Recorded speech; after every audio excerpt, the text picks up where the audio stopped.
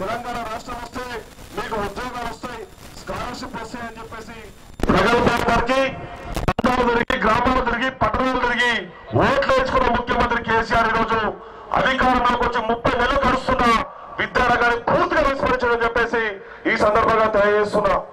ఏదో కాలుగూతు కోటేస్తే మాకు ఉద్యోగాలు వస్తాయని చెప్పేసి ఓట్లు వేసిన యువత ఈరోజు ఎందుకు ఓట్లు వేసినామయ్యా అని చెప్పేసి ఈరోజు బాధ అనుభవిస్తా ఉన్నారు. ఏ యూనివర్సిటీ విద్యార్థులు కేసీఆర్ జెండా మోసిరో అదే యూనివర్సిటీ విద్యార్థులు ఈరోజు కేసీఆర్ పిచ్చులు పెడతా ఉన్నారు.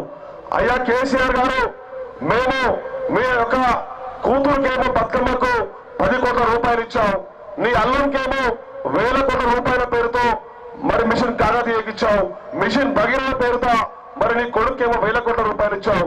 మా పేద విద్యార్థులకు 2090 కోట్ల రూపాయలు ఇవ్వాలి అంటే ఈ ముఖ్యమంత్రి ఎందుకు ఏం చేస్తున్నావు అని చెప్పేసి మేము అడిగితే ఈ ముఖ్యమంత్రి మరొక నాయకుల మీద, విద్యార్థుల మీద ఆక్రమ కేసులు పెట్టి ఈరోజు హింసలకు గురి చేస్తా ఉన్నాడు. ఇదేనా మనం కోరుకున్న బంగారు తెలంగాణ? బంగారు తెలంగాణలో ఎస్సీ, ఎస్టీ, బీసీ, మైనార్టీ విద్యార్థులు చదువుకోకూడదా?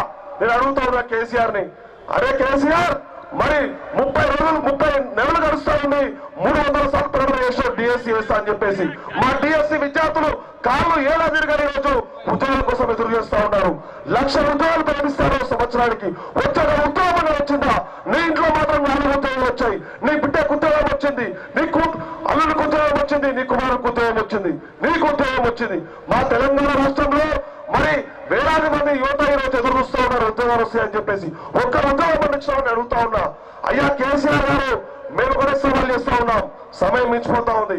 మాకు బాకీ ఉన్నటువంటి ఫీజు బకాయిలు విడుదల చేసేంత వరకు మా రేవంత్ నాయకత్వంలో నీ మెడలు ఉంచాలా సరే ఈ మరపతి పని పోరాటం చేస్తామని చెప్పేసి హెచ్చరిక జారీ చేస్తా ఉన్నాం.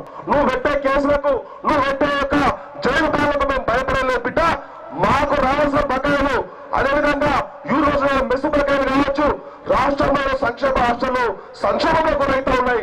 నల్గొండ, పాలమూరు జిల్లాలో ఈరోజు చాలా మంది విద్యార్థులు ఈరోజు సంక్షేమ హాస్టల్లో సన్న బియ్యం లేక చాలించాలని ఉడికిన బియ్యంతో రగ్గులు లేక ఈరోజు అవసరం పడతాం. ఒకటే అడుగుతా ఉన్నా, వారం రోజులకు పెండింగ్ లో ఫీజులు బకాయిలతో పాటు అదేవిధంగా ఈ రోజు మెచ్చలను తక్షణమే విడుదల చేయాలి.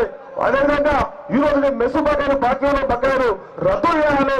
సంక్షేమ హాస్టల్ విద్యార్థుల సమస్యలు పరిష్కరించాలి. ధన్యవాదాలు తెలియజేస్తాను. జై తెలుగుదేశం, జై చంద్రబాబు, జై